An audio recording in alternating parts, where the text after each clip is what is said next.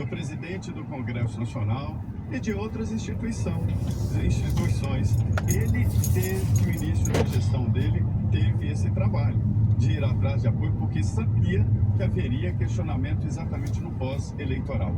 Uma eleição é assim mesmo, ela tem fases. A primeira fase é a eleição propriamente dita, precedida da campanha eleitoral. Depois da eleição é a posse. É preciso se preparar para a posse do eleito hoje, que será anunciado hoje aqui. Então é por isso que o ministro está tranquilo. Ele acha que conseguiu o apoio geral, institucional, para garantir o resultado das eleições.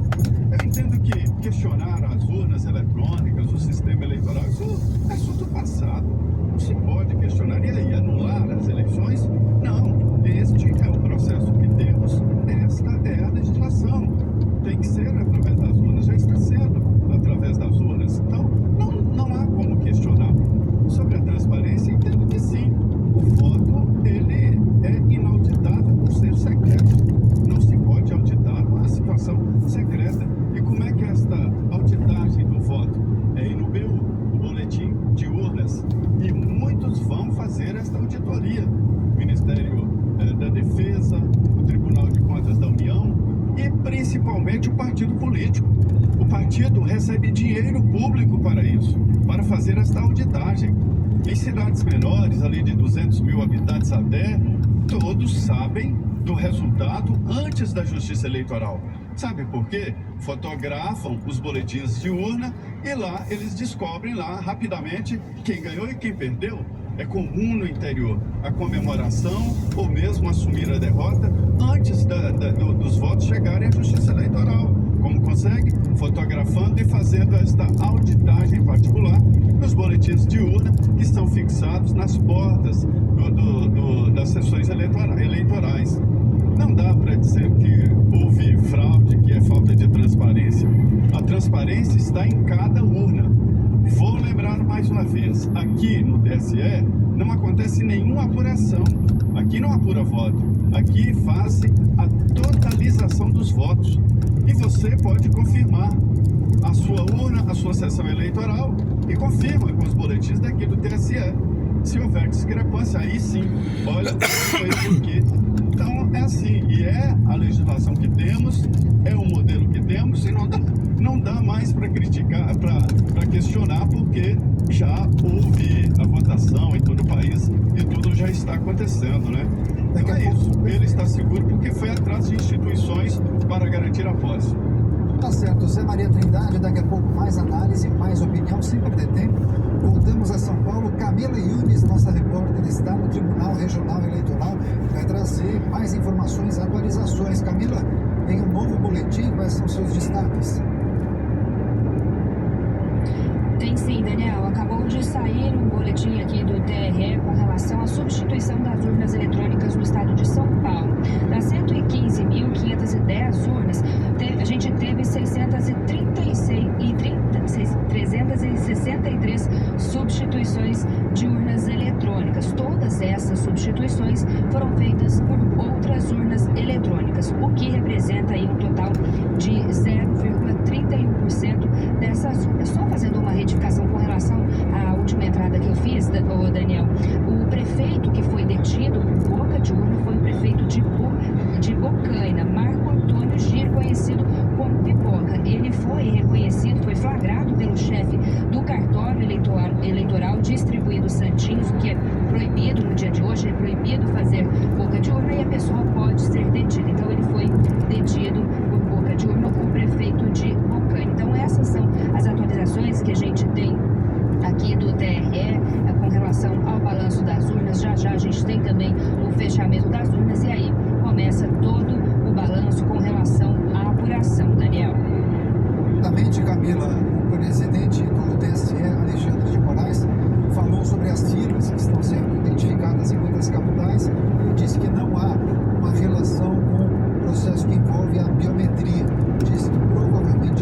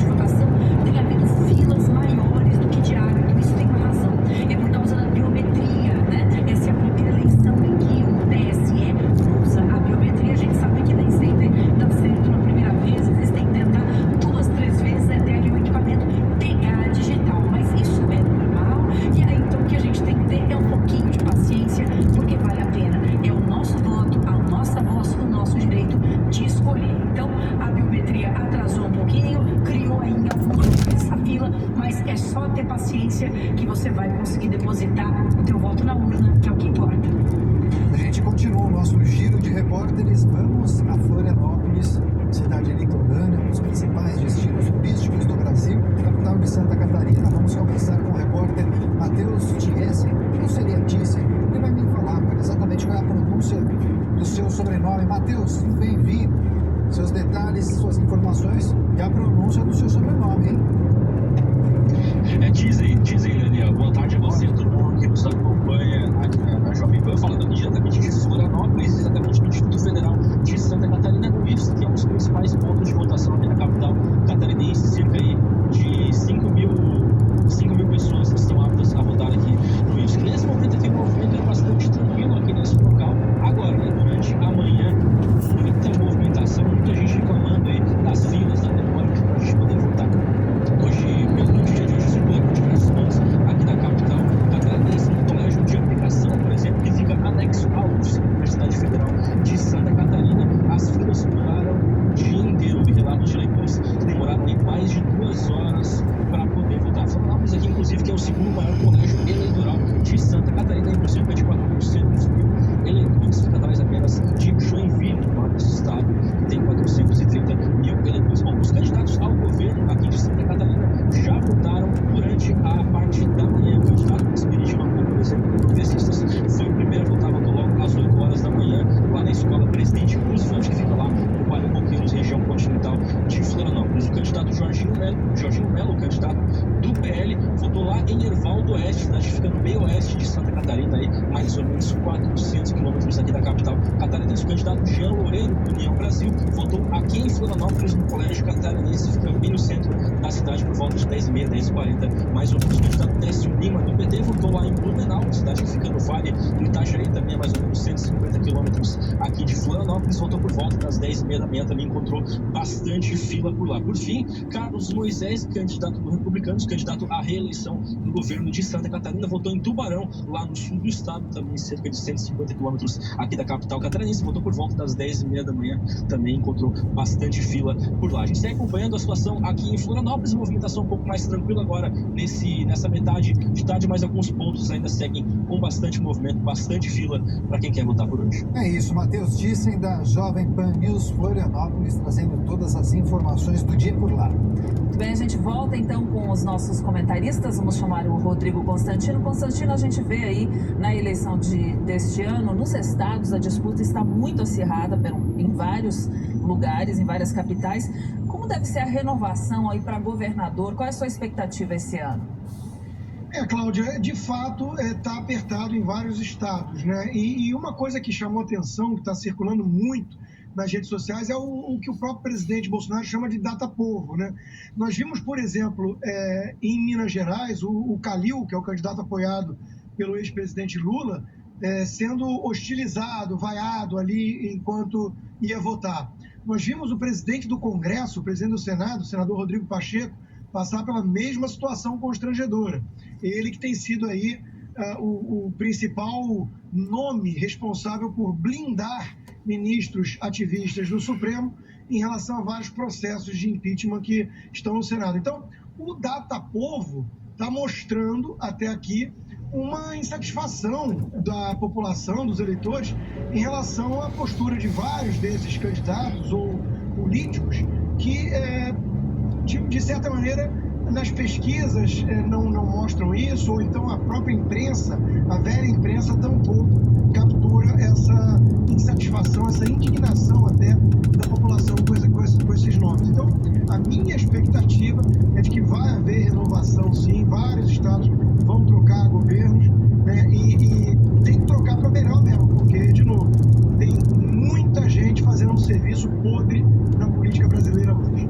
Pois é, Zé Maria Trindade, a gente também tem observado que muitos candidatos às assembleias, por exemplo, se apegam aos candidatos de cenário nacional, né? Muitos falam do apoio, da ligação que tem com Jair Bolsonaro, outros candidatos mais ligados a partidos de esquerda também falam dessa ligação com o PT ou com o candidato Lula. Você entende que essa ligação com as pautas nacionais se tornam fundamentais nessa disputa local? Olha, Daniel, o deputado e o senador só pensa naquilo, a reeleição. E eles estão muito bem pessoalmente, endinheirados, né? Foram mais de 30 bilhões de reais nas mãos dos deputados e dos senadores candidatos, e isso é um canhão eleitoral, porque isso rega as prefeituras, né? Os prefeitos não são candidatos, mas rega dinheiro, rega obras, e os prefeitos devolvem em apoio e votos. Então eles estão preocupados com a própria reeleição. E alguns fazem pesquisas particulares. Se eu apoiar tal candidato, como eu fico? Então, quando o resultado é negativo, eles não estão nem aí. Agora, outros assumem uma postura de defesa do presidente Jair Bolsonaro e do ex-presidente Lula conforme lhes convier, né? Então, o que eles estão querendo nesse primeiro momento é a reeleição. Em alguns estados, por exemplo, aqui no Distrito Federal, houve estratégia de candidato aqui se ligar ao ex-presidente Lula para ir ao segundo turno. E pode dar certo, já que o Ibanez, que é o atual governador, se ligou a Jair Bolsonaro, está em primeiro lugar, mas pode não ser eleito em primeiro turno. Aí no segundo turno, uma nova eleição. Eu entendo que estas eleições, elas abriram debates fortes em vários estados, que estão quebrando aí hegemonias antigas em vários estados, e essa divisão é importante. Todo debate em política, ele é uma semente, porque acaba, por exemplo, com famílias que ficam há muito tempo no poder, né? E lembrando que quando o poder está nas mãos de uma família, ele fica muito concentrado, diferente de um partido. Porque em partido há disputas, há brigas, há novidades, e em família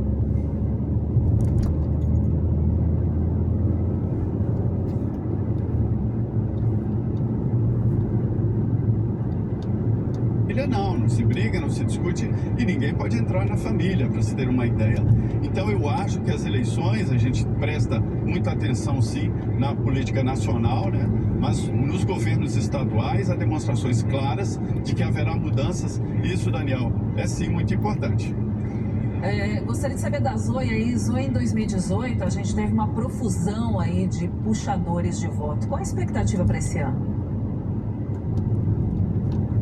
Cláudia, esse ano está bem polarizado, né? O que eu vejo nos cenários estaduais é o mesmo cenário do cenário nacional. Acredito que vai ser PT e os apoiadores do Bolsonaro, PL, né?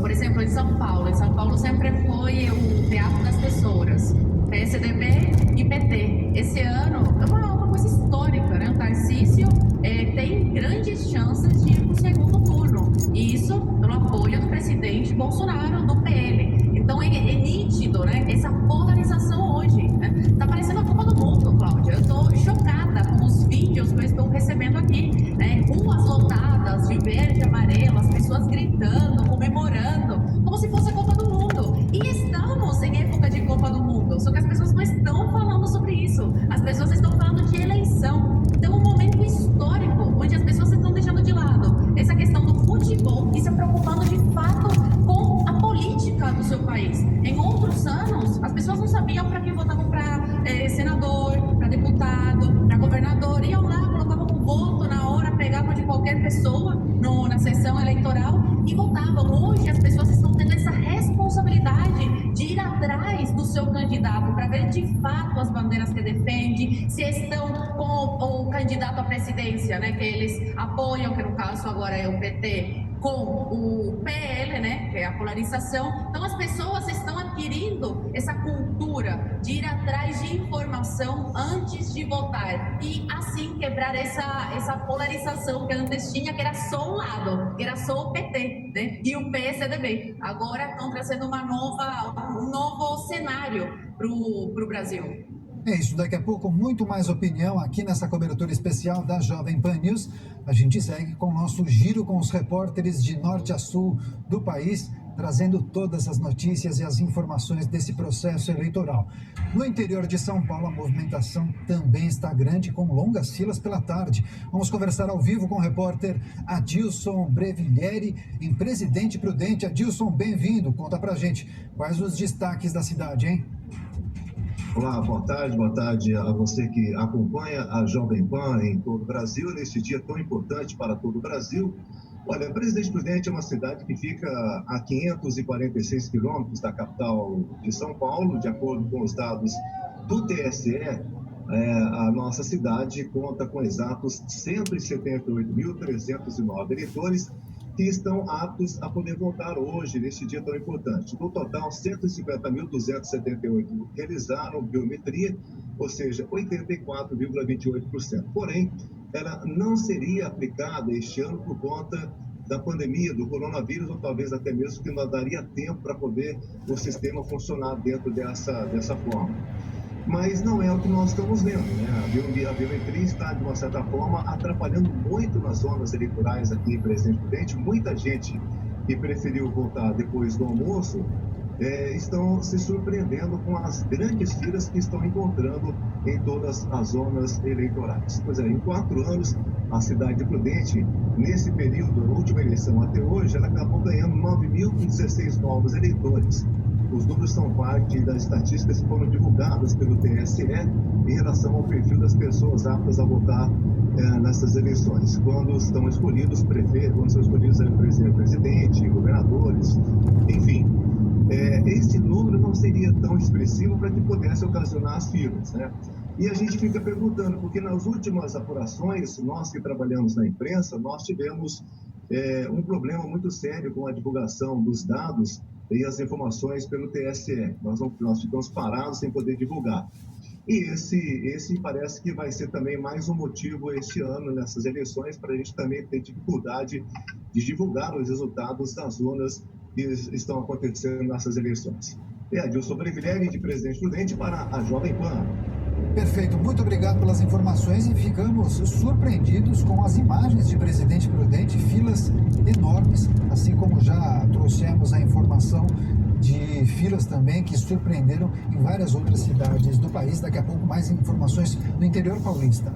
A gente vai agora para a cidade de Caxias do Sul, com as informações do repórter Marcos Cardoso. Boa tarde, Marcos, bem-vindo. Como está a votação hoje aí na Serra Gaúcha? Muito boa tarde, Cláudia. Boa tarde, Daniel. Todos que acompanham a Jovem Pan.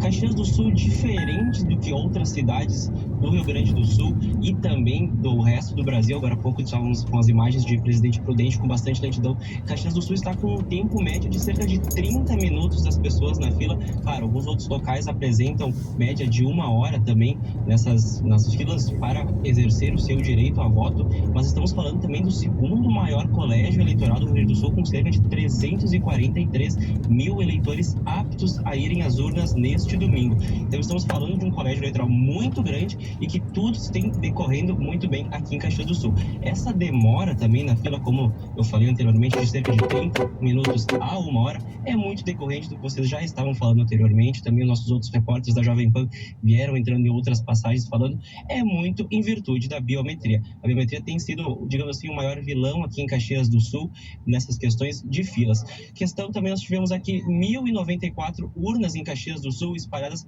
por todas as zonas eleitorais. São 3 zonas eleitorais aqui na cidade de Caxias do Sul, na Serra Gaúcha, e apenas 9 precisaram ser trocadas. Então, também tivemos um baixo índice de trocas.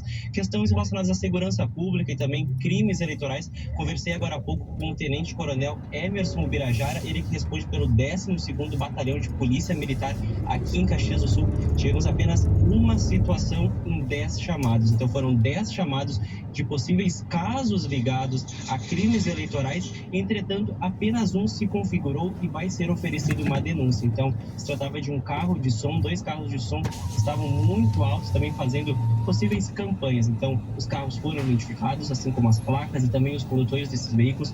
Foi feito também um termo circunstanciado junto à Brigada Militar aqui de Caxias do Sul e, posteriormente, estes casos serão analisados para ver a configuração do crime eleitoral ou não e também da penalidade para estas pessoas. Uma outra questão dentro de Caxias do Sul que pode também entrar com o crime eleitoral na próxima semana. Um candidato aqui teve um derramamento de santinhos. Muitos santinhos deles estavam espalhados por diversos colégios eleitorais de Caxias do Sul. Ele será chamado na